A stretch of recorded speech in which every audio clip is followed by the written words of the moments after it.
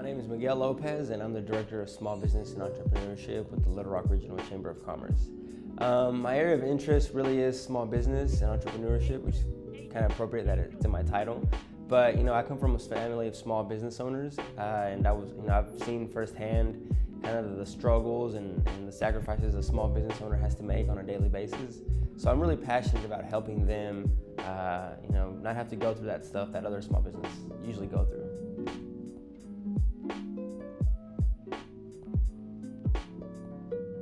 Yeah, my public relations career really started with a nonprofit called Aurora.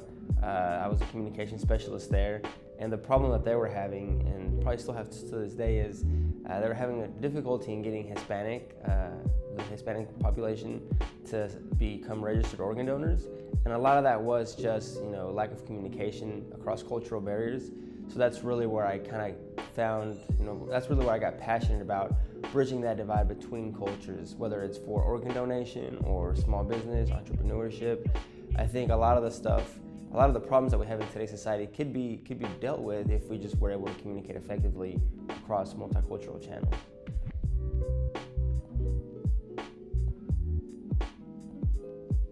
One of the things that attracted me to PR is I think all of us, whether we realize it or not, have a PR image, right? Whether it's you as a professional or you as a father, we all have an image that we have to keep up. Especially here at the Chamber, we focus on our small businesses, but we also focus on the region from an economic development standpoint.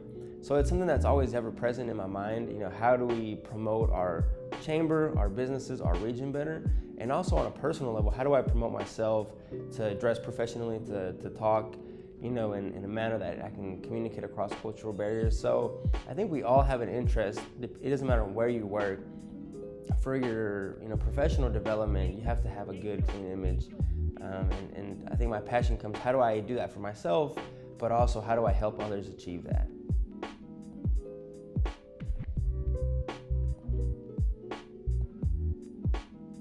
So my position here with the Little Rock Chamber really allows me to help.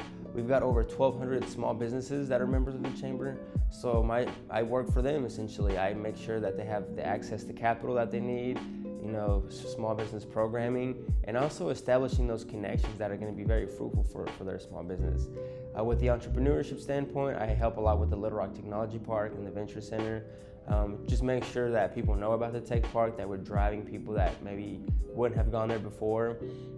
So that's what I do with the Chamber, but also what we do as a whole is, we help drive economic development here along with other agencies, and we help promote Little Rock and the metro area to people across the nation, really, and say, Little Rock's a great place to work, invest, and live in, and I think that's kind of what our strong suit is. But also, we've got 2,000 members as a whole, and I think it's making sure that they see a value in their chamber membership.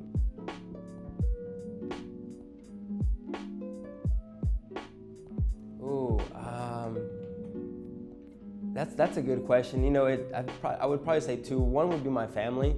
We immigrated here from Mexico with just about nothing, and now 20 years later, we've got 3 small businesses, and a lot of that was just us pulling us by our bootstraps and helping each other out, and it was tough. But now we're at that point where we're starting to see kind of the fruit of our labor, and from like a macro perspective, there's probably someone like Warren Buffett, Bill Gates, people that really kind of took that leap into entrepreneurship, and it paid off for the benefit of them, but also the nation as a whole.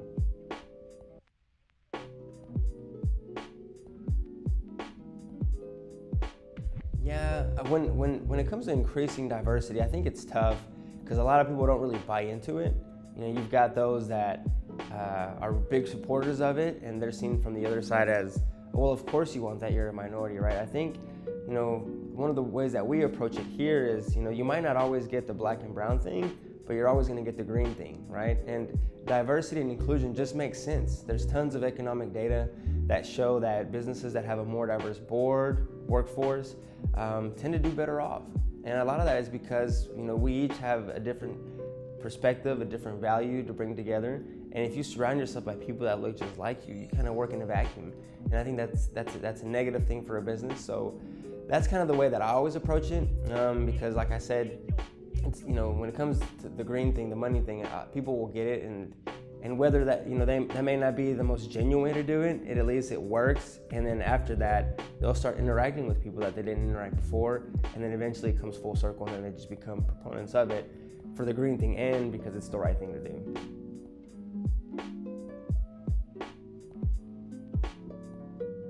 I think the PR field, to really better embrace diversity is just to do it with intent, right? A lot of times, they hire people or they do something just because they want a Hispanic person right there. We'll do it with intent and hire someone that is going to be good and that's going to help diversify the field. And also when you hire them, listen to them, right? Don't just hire them because you want to have that person on staff to promote your diversity. Hire them, give them the leadership roles that they deserve, listen to their opportunities and their complaints, and just treat them as an equal member. That really is what diversity is about. It's not just about having them on the team, but it's also treating them the same way that you would treat the person that's not Hispanic or African American.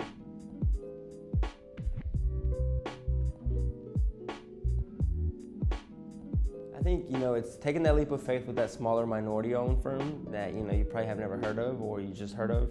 But it's also, hiring more people that are diverse, right? Hiring more Hispanics, more African Americans, more women also. That is what, the more you see it, the less, stigma, I guess. The more you see diversity in PR, the easier it is to buy into it, right? Because you see that, the big firm across the street has a very diverse workforce. So the other firm's gonna be like, well, maybe I should try that as well. So it really is just about doing it with intent and buying into the idea that diversity is good for the bottom line, but also for the workforce.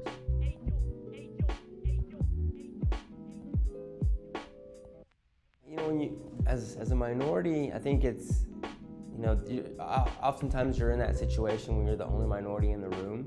To me, it doesn't really affect me just because I see myself as equal, regardless of what race or ethnicity I am.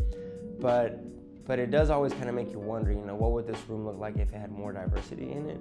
And one thing that I try to do is I kind of make it my role, if you will, that when I'm in a room and I'm the only minority, that I kind of speak up for the minority voices.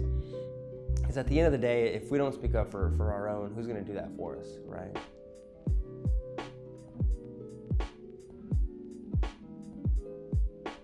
So as someone that's Hispanic, Arkansas has the 4th largest growing demographic of Hispanics in the nation. And I'd love for that to reflect within the PR field, right? I think, in order for us to be true PR professionals, we have to have a workforce that reflects and represents the people that we're serving and our clients. And I think that's kind of the best way that we kind of progress as a field is, hiring more multicultural PR professionals so that we can get their perspective, right? Because life is only what you see through your eyes. But if you can, even if it's just for a split second, see life through someone else's eyes and see, why do they think that way? Instead of just saying, no, of course they always think that way, maybe ask them why they think that and try to reason and see what's the best way is to kind of get to a conclusion from a multicultural standpoint. So with the chamber, and I think with any other job, I think whether you might not be a PR firm or you may not have a budget to hire a PR firm, I think we always have to be cognizant of how we portray our workforce, our place of employment, how we represent ourselves. So I think it's something to always kind of be present about, whether it's your social media presence, your work presence, how you carry yourself really says a lot about yourself, but also where you work.